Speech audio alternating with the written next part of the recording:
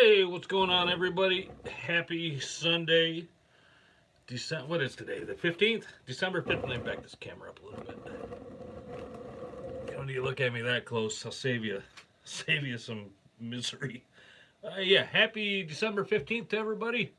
Um, hey, good to be here. Like I said, it's Sunday. We do these every Sunday, live fishing reports here. So I'm just looking at some stuff while I'm talking here. I was trying to just think a few minutes ago, what I was going to talk about tonight. Talking with my wife there, and trying to think what we want to talk about. Really, not a lot going on. Cover some real simple things real quick.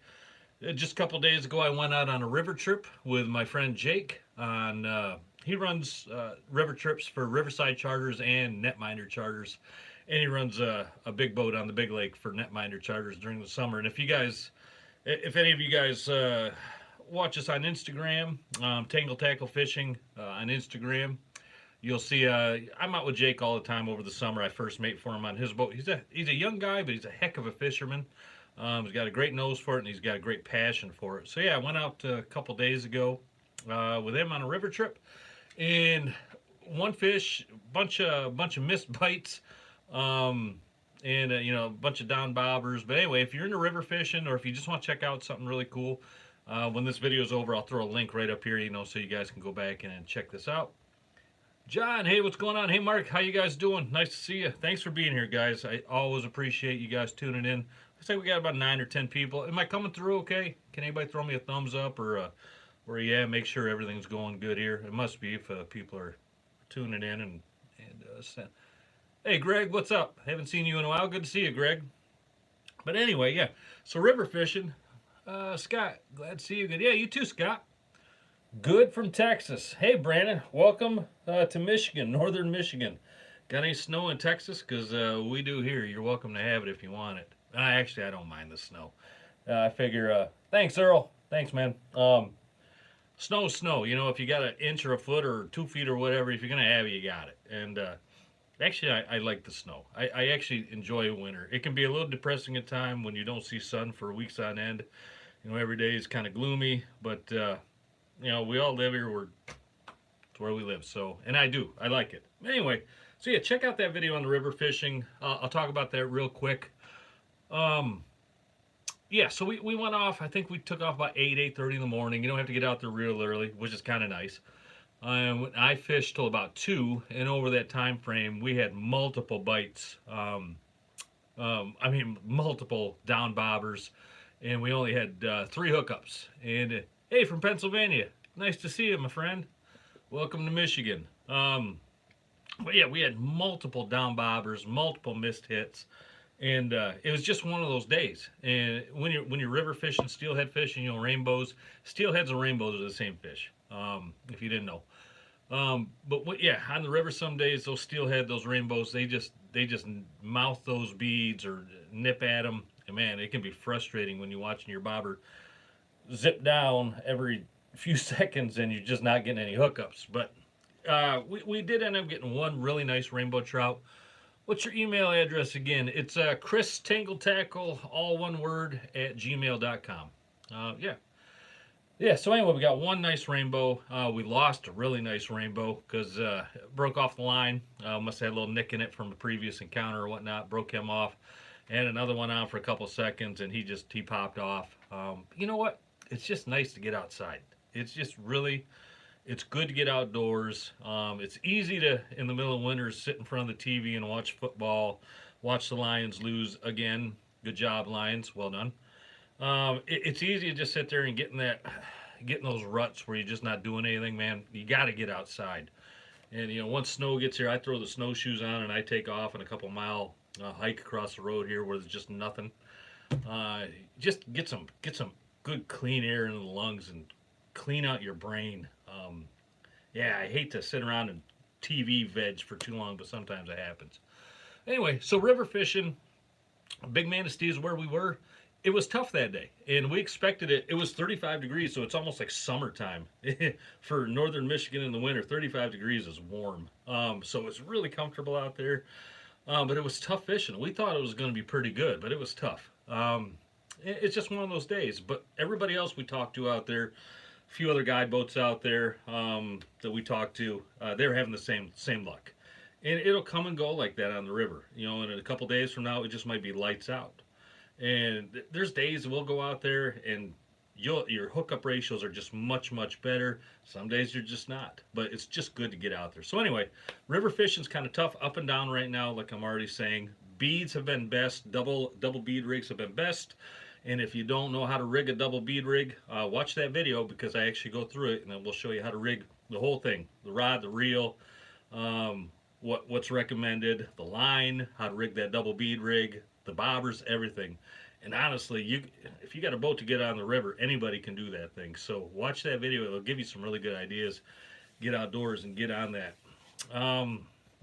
No ice. Well, I shouldn't say no ice here yet. A little bit of ice here. Really, we got a lot of skim on some of the bigger lakes. A couple of the smaller lakes are covered, but they're just not safe to get out there yet. So guys, just hold on, it's coming. Roger missed no fish, but the Lion are good at losing. Yeah, they are. They're very good at losing. They've always been very good at losing. Anyway, some lakes do have ice on them, guys. Just if you're in an area where the ice isn't ready, just be careful, man. I remember when I was a kid, I was an idiot. I remember walking out, spud walking, you know, out on the lake, and knocking a couple feet in front of me with a spud. And I don't know how many times that spud just shot right through, and I'm trying to figure out a path, how to get back off the lake, because I shouldn't have been out there in the first darn place. Bill's going to win tonight. Hey, they might be MK. They certainly might. They're a good team this year. Their defense is really good this year. I'll give them that. But anyway, yeah, just be careful on that. I remember one year, we left our ice shanty. In our ice shanty, man, I think probably weighed 400 pounds. It was, home built and just things that me and my brothers threw together. I think it was ugly, but it worked. We left that thing out there way too long, and we actually ended up having to get a rowboat because the ice had melted all along the shoreline.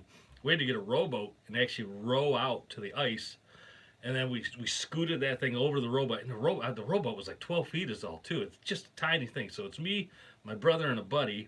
And we got that ice shanty onto the rowboat, and it's laying there, and then all three of us get into that, and that rowboat just started. I mean, it was that far away from going over. Each time that thing tilted to the side, it was that far from going into the water, and we chucked that ice shanty back off, and we never did see it again, unfortunately.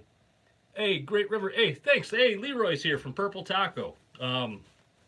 Anyway, guys, just be careful on that. That was stupid for us to do that, but we did it.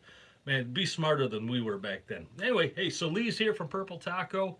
If you got any questions for Lee, yeah, shoot him down here in the comments. Or if you just want to say hey, talk to him about products, feel free to do that. I got that new the blue Mirage that you sent. I just got it, opened it up yesterday. That stuff looks amazing. I can't wait to get it on some flies. Man, I thought I had it down here. I was going to actually show it, and I don't know where the heck I put that thing. I don't have it down here. I'm sorry, guys. My apologies. But anyway, I'll try to show that in the next video.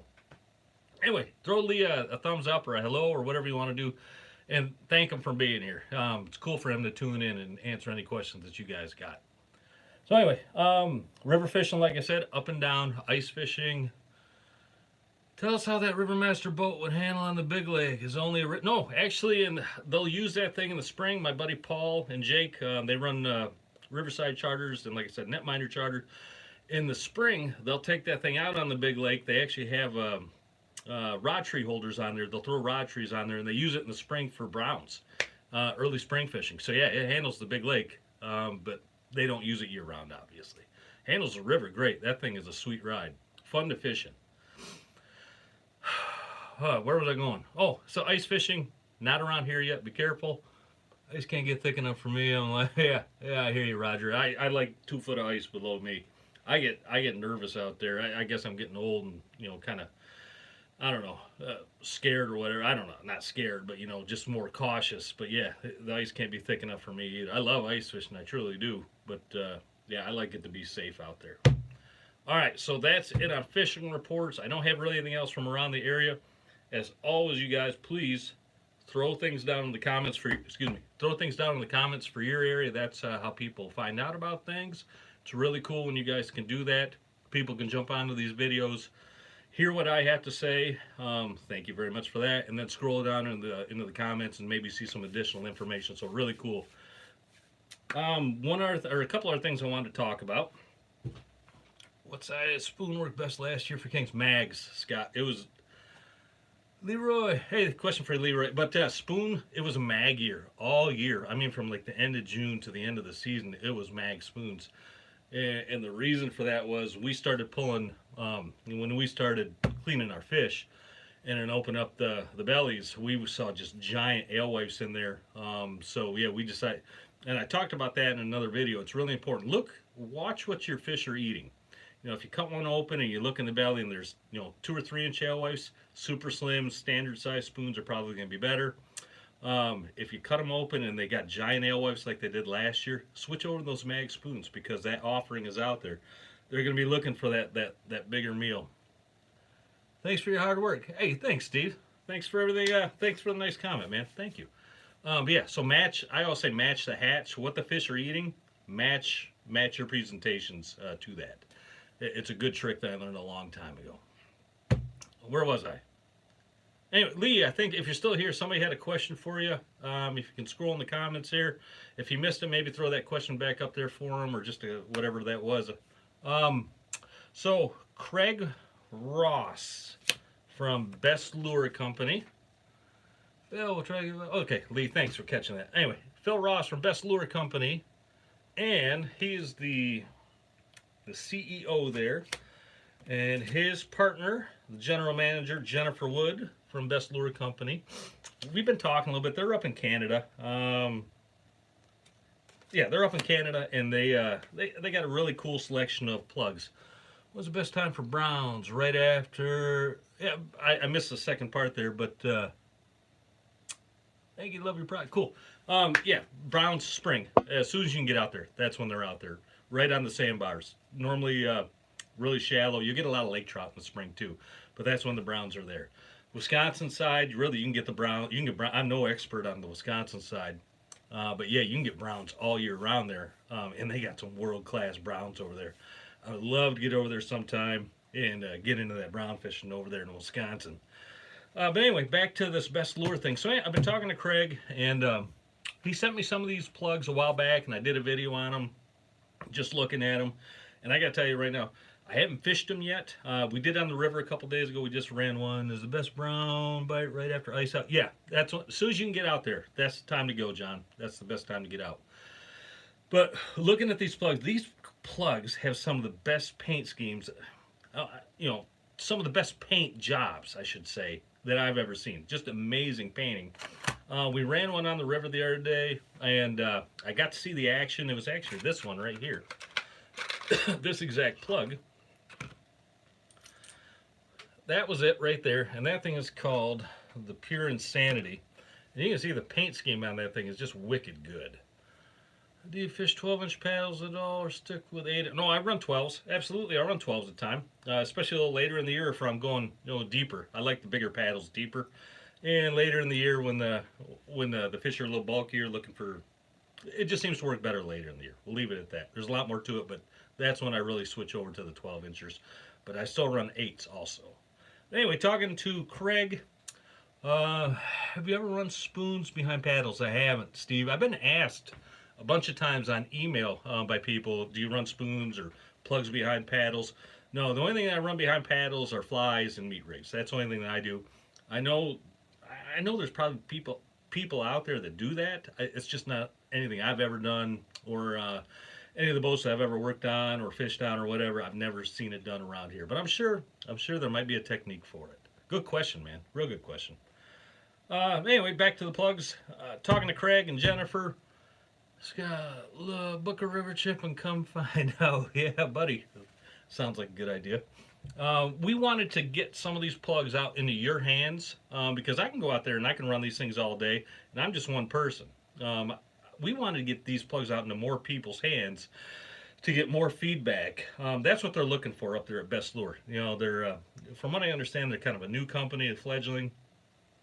New to site, Cleveland, Ohio. Hey, Cleveland, how you doing? How'd your Browns do? They end up losing today? I think they did. That's unfortunate. I know they were trying to get into the playoffs. Your best year-round setup that you run all the time. There isn't one, man. There's no one setup. We almost always have spoons out. I mean, there's always normally a spoon out, but it could be. There's days we might run all meat rigs or all flash or fly. There's really not one cookie cutter thing that I could say is like the best thing. I mean, there's some rigs that I really like that I will quite often put out, like the Dreamweaver double slick, the double pearl 8-inch spin doctor with a pickled sunshine fly. That thing is just lights out all the time, and I'll run that thing pretty darn often. There's a few others, the Kevin's girlfriend with a pickled sunshine, and a few others like that. Some spoons that I really like. I really, I'll get into that more in another video, maybe down the road. But there's some things that I've learned over the years. Heck, I'll talk about it right now. Um, so a lot of guys go out. When I first started going out fishing, I took, I had gobs of stuff, and if I wasn't getting bit, I was just changing everything. Oh, maybe this will work. Throwing it out there, getting that. Over the years, and most of the charter boats that I work on, this seems to work a little bit better. Admire all you do. Takes less time. Hey, thanks, man. I didn't really get a good look at that, so I'll have to go back in and look. But thanks for the comment. Thank you. What works really good is if you get a rig that's really hot, and you're getting fish on it, man, don't change that thing. Wrap that thing up, put it in the drawer, put it in a box or whatever, and don't change that thing. If you get spoons that are really hot, don't mess with those things. If you get meat rigs on a certain paddle or a certain spin doctor, or if you customize your meat rigs and you get one that's really working, don't change those things. Typically, when I'm working charter boats like the one I worked last year, Netminder, there was probably maybe 24 rigs that we took out. I'm talking meat rigs, flash or fly, things like that. We don't touch those things. Once they're built and they catch fish, we know they catch fish. We don't touch them. We don't take the rig off and change it onto something else. That thing stays. And if you go out and you throw that thing out there and it doesn't catch fish, are the best lure plugs for salmon? Yeah, they are. I'll show them here in a little bit more in just a sec, man. But yeah, if that thing's working and you throw it out there and it doesn't work that day, don't take it apart. Just put it away. Go to one of your other hot rigs. Honestly, on the charter boats, that really is what they work with. It's a couple dozen rigs. What's your opinion on cleaning baits after catching fish? That's a good question. Hold on that. I'll get to that in just a sec. Keep those rigs intact and just change them out for another hot rig that worked on another day. If you start mixing and matching, just trying to come up with things on the fly, I think you're less better off than sticking with your tried and true stuff. It's what's worked for me, on the charter boats. It's what has worked on our tournament boat. Really worked good for us last year. It's just something I've learned over the years, so keep that in mind. Anyway, the question was cleaning lures or cleaning your baits after catching a fish. Be honest, here on Lake Michigan, the Great Lakes around here, it's not a very common practice, but it's something I've looked into a little bit. I've seen even people posting something. I think it was WD-40 that they'll use to clean some baits, which completely blew my mind because I wouldn't think that WD-40 would be something I'd want anywhere near my baits. But another thing that I saw that people talk about was like lemon scented dishwashing soap. They'll use that to clean their baits. They think that it takes away the enzymes and the proteins and cleans the baits up so the bait is cleaner. It's more presentable to the fish, I guess. And then the other train of thought I've heard people talk about, they want those enzymes on there. They want those proteins, those amino acids on there because it smells more natural. And so around here, there's not a whole lot of bait cleaning. I know in the Pacific Northwest, that's a huge thing. I hear people, I catch something, I clean my bait every time. And if it works, that's great. It's just not something we do around here. Honestly, we've never tried it. Maybe we'll try it this year. Maybe there's something to it. Maybe we'll scrub it up with WD-40 or Liquid Joy or whatever, palm olive, and see if the bite rate goes up in some way. But it's just not a practice that we've done in the past. Good question though, man. Real good question. All right, back to the plugs. How many people we got? It looks like we got like 3 here. I bet there's more than that though. This counter is off pretty often. All right, so the plugs. He sent me a bunch of plugs.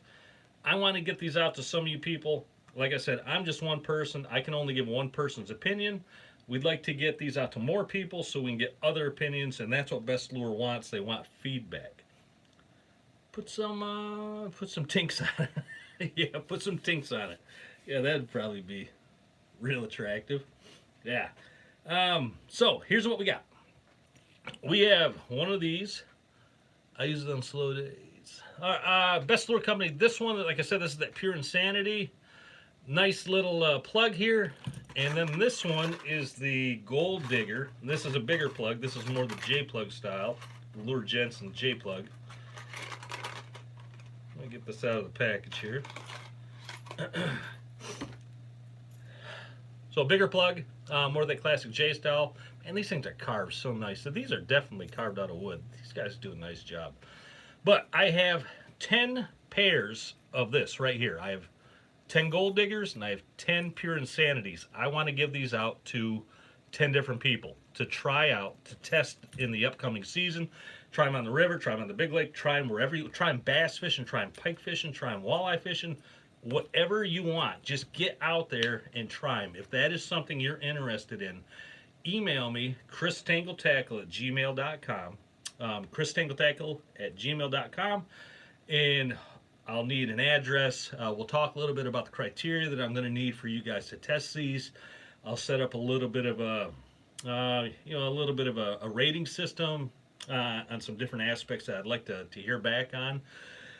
We'll run them for this next year, next fall. I'll have you guys rate them, give me that feedback, and I will send it all on to Best Lure, Jennifer and Craig at the Best Lure Company. So if that is something you're interested in, you want me to send you a couple plugs, email me. Let's get, I'll get the information and we'll get these things to you. And then Craig also told me that a little bit later on, Dreamweaver Lure sale thing. Yeah, definitely, Dreamweaver. Yeah, great sale.